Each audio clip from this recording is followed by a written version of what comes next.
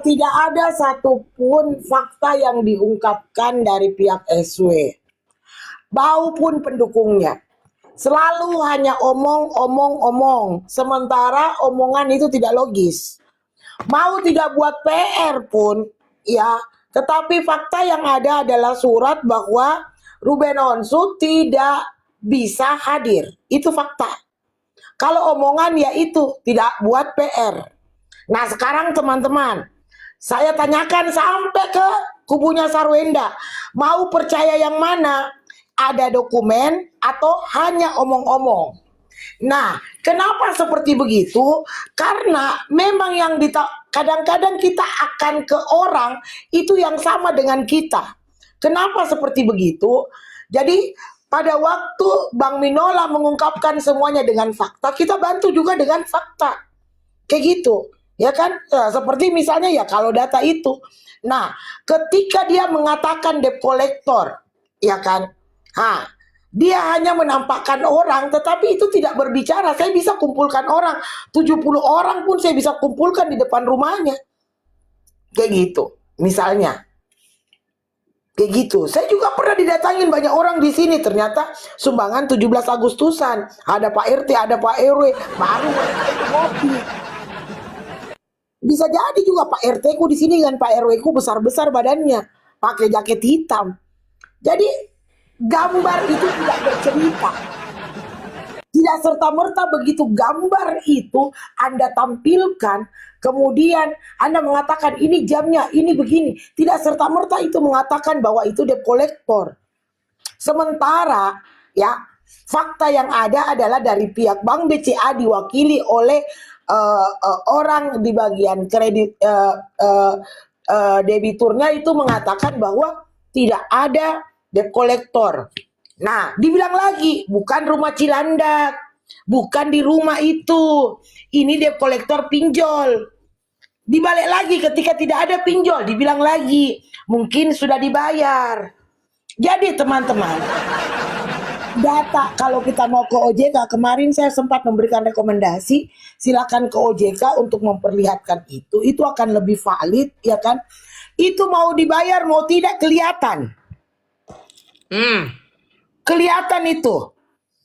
Jadi saya juga sarankan rekomendasikan Bang Minola agar dijadikan salah satu bukti dokumen adalah slip dari OJK yang memperlihatkan posisi uang, harta, dan utang yang ada di bank.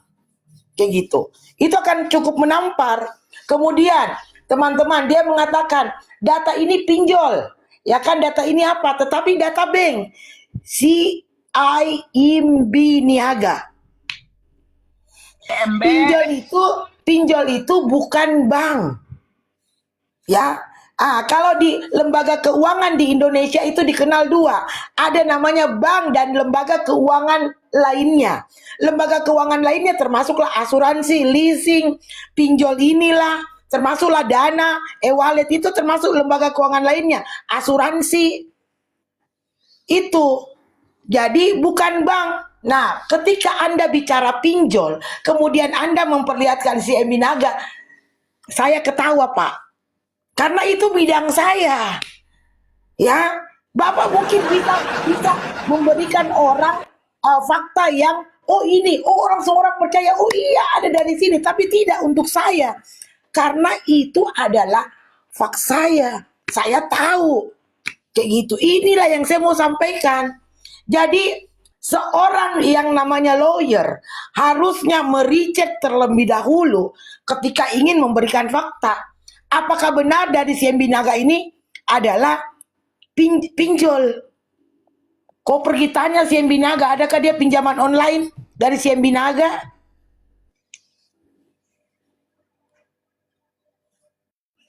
Dikasih cilok.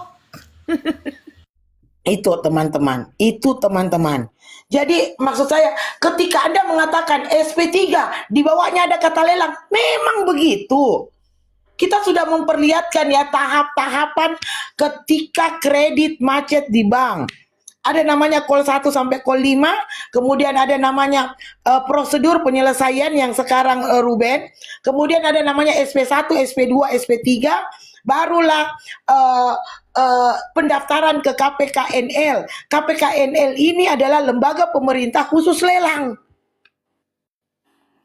Nah, setelah KPKNL didaftarkan, kemudian KPKNL itu akan melakukan assessment terkait dengan berapa nilai aset itu, untuk berapa nilai lelangnya.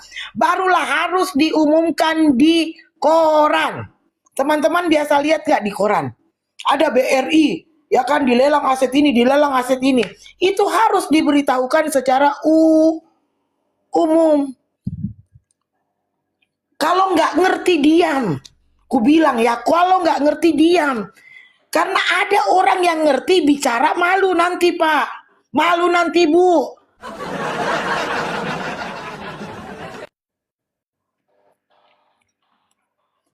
Dan apa yang saya omong, makanya saya rekomendasikan juga adalah ahli nafkah rumah tangga, ya, tata kelola keuangan rumah tangga, dan ahli perbankan dan perkreditan. Habis kau. alias dukun.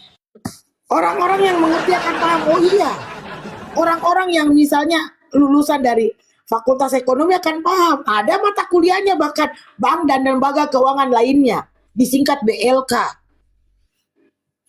Kayak gitu, itu salah satu mata kuliah wajib. Jadi agak aneh Bapak ya. Kalau maksud aku kayak gini loh, agak aneh. Nah, ketika Bapak mengatakan bahwa benar itu chatnya, benar itu ada 3 hurufnya, apakah itu otomatis? Saya nanti chat Ruici ya, CDM Ruici. Ruici kok sudah minum obat kah? Obat kuningmu kah? Label Ya, kuning Ruci udah kah? TF belum gitu kan? Nah, kayak gitu. Apakah itu serta-merta membuktikan bahwa seseorang itu sakit? Sakit itu dari orang yang kompatibel, yang capable dalam hal itu. Enggak serta-merta karena itu aja isu yang diangkat. Nah, ketika Bapak Minola memperlihatkan video histerisnya Sarwenda, itu hanya mau memperlihatkan, mengkanter bahwa saya nggak pernah loh Pak berantem dengan di depan anak.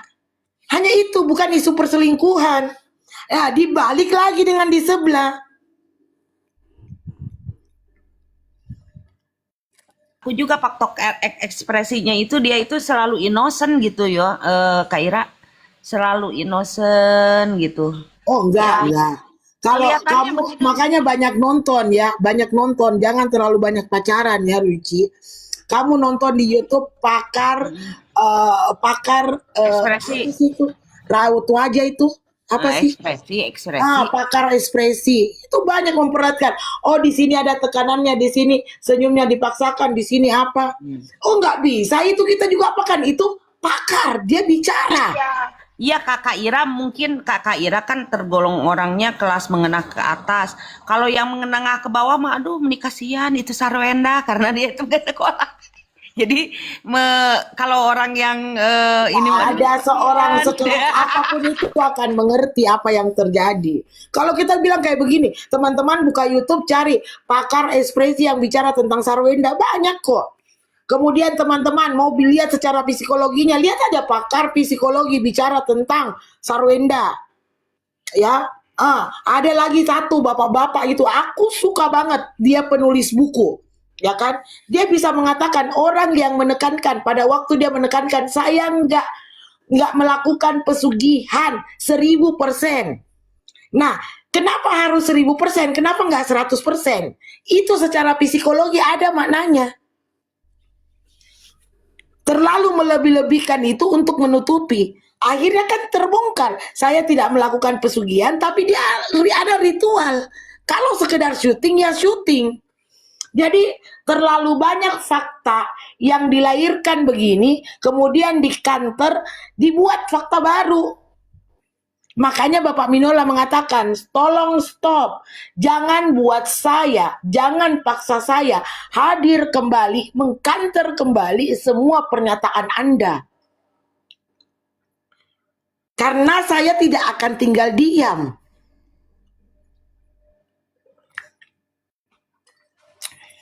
Karena Teman-teman harus bisa bedakan. Kalau di luar negeri, hukumnya itu ya, hukumnya itu adalah bukan hakim yang ketuk palu, bukan. Tapi ada namanya hakim penilai. Itu kalau kasus ya, itu kalau kasus mereka kayak di apa ya, kayak bukan dikurung sih, kayak untuk hasilnya objektif mereka tuh tidak bisa terkontaminasi dengan hal lain. Jadi kayak apa ya, kayak ditaruh dulu nih di tempat sini. Jadi dia nggak ini. Hakim di sini melihat medsos ya kan, jaksanya melihat medsos apa semuanya. Jadi bisa terperdaya.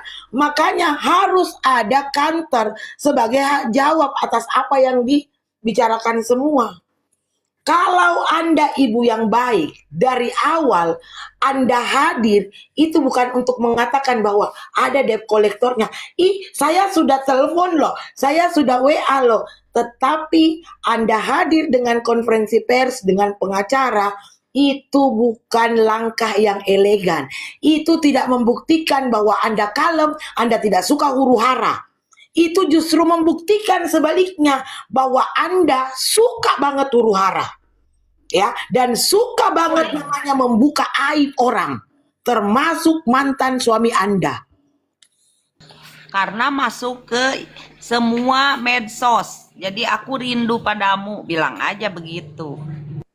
Tiba-tiba lari ke situ. Ya, jadi seperti itu teman-teman. Jadi ketika mulut bicara A, sementara kelakuan bicara B. Ya, kemarin dia bicara D. Hari ini dia bicara E, besoknya F. Tidak ada konsistensi dan keselarasan antara ucapan dengan tindakan. Ini yang harusnya menjadi bahan pertimbangan utama buat Pak Hakim. Karena anak-anak itu harus ada di lingkungan aman dan nyaman. Apakah aman kalau anak-anak diasuh oleh orang tua yang tidak konsisten? Itu kembali ke situ. Enak banget kalau Bapak Hakim lihat ini, wah keren. Iya ya, iya. Mau muter-muter kek, mau apa kek Imelda ya kan? Email dah terserah kau. Ya sering mediasi terus gitu, kayak bertapa Karena kalau orang mediasi yang itu ya. muter-muter menganggap ini muter-muter karena otaknya nggak nyampe untuk yang namanya menyerap ini. Kayak gitu. Menyerap seperti menina Jadi bobo. kalau tidak bisa menyerap, ya jangan tiba-tiba mengatakan, oh muter-muter ngomongmu. Tidak sayang, otakmu yang muter-muter. Sampai tidak bisa menangkap ini. Bersihkan dulu sehingga dengan Anda mengatakan bahwa ini muter-muter, itu memperlihatkan bahwa daya tangkap Anda akan apa yang kita omongkan itu maaf, jauh di bawahnya. Kan Kak Ira dalam Begitu. catatan hukum Jadi teman-teman undang-undang tunggu dulu Ruici. mau nanya. Enggak, aku mau bahas dulu yang itu. Kau tuh sering kali kayak gitu. Jadi kalau misalnya tiba-tiba Anda datang ke orang terus lu bilang, gua nggak tahu apa yang lu omongkan, harusnya bertanya dulu pada diri sendiri, ya kan? Sebenarnya apa sih yang diomongkan ini? Dengar dulu, ya kan? Atau aku yang kurang tangkap, kayak gitu. Mengerti? Tiba-tiba muter-muter kiri kanan, otak tuh yang muter-muter. Masih ngetik. Kalau masih ngetik berarti nggak malu. Tajam kan?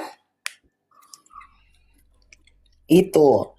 Nah kemudian kakak yang di atas, Kak Nora, ya kan? Terima kasih dukungannya buat Ruben dari negara-negara lain, negara-negara tetangga kita, negara Malaysia, Singapura, bahkan banyak yang dari negara-negara luar ya, sampai Jepang, sampai mana. Terima kasih banyak.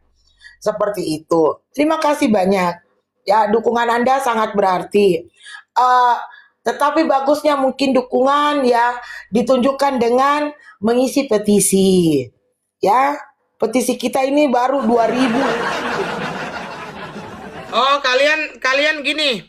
Kalian ketik di Google ya, petisi hak asuh anak gitu, Ruben gitu. Nanti ada keluar langsung kok itu. Di Google kalian klik, terus kalian ini. Terus kalian jangan ambil yang bayar, bisa gratis kok asal kalian share. Ya,